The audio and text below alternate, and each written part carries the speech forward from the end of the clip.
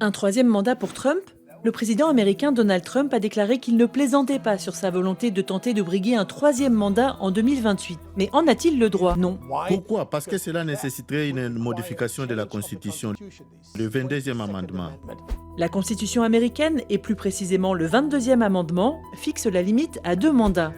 Donald Trump aurait besoin d'une majorité des 2 tiers au Sénat et à la Chambre des représentants et de l'approbation de 3 quarts des États. Et c'est absolument numériquement impossible.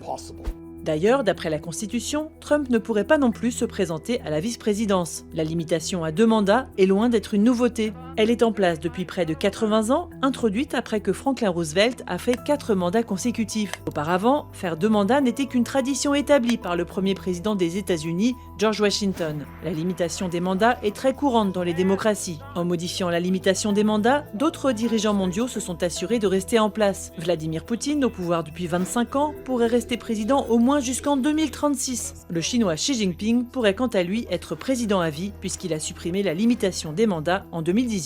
Par ailleurs, l'Allemagne n'a jamais eu de limitation des mandats. Angela Merkel a été chancelière pendant 16 ans.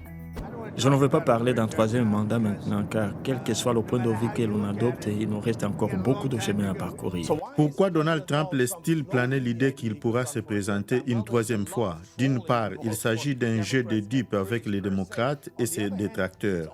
D'un autre côté, il s'agit aussi pour lui d'essayer de repousser les limites, de dire « je peux faire ce que je veux ».